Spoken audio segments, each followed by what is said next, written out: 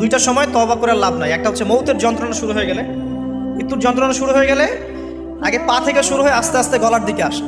হাদিসে যেমনটা এসেছে, সূরা ওয়াকিয়ার মধ্যেও আছে যে পায়ের দিক থেকে যন্ত্রণা শুরু হয়ে আস্তে আস্তে আস্তে আস্তে এই গলার দিকে আসে, এবং আত্মাটা গলার এখানে যখন চলে আসে, এখান থেকে মালাকুল মউত আত্মাটাকে নিয়ে চলে যায় এবং চোখ দিয়ে তাকিয়ে থাকে মানুষ।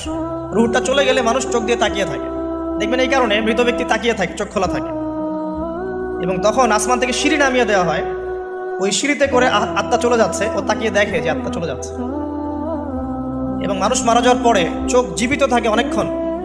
মেডিকেল সায়েন্স যারা পড়েছে তাদেরকে জিজ্ঞাসা করবে, মানুষ ডেড হয়ে গেলেও চোখ দেখবেন আরও কয়েক ঘন্টা, হয়তো আরও নির্দিষ্ট একটা সময় পর্যন্ত চোখটা কিন্তু জীবিত থাকে।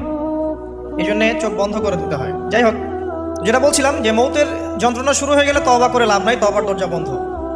আর পশ্চিম দিক থেকে সূর্য উঠে গেলে তওবা করে লাভ নাই, তওবার দরজা বন্ধ।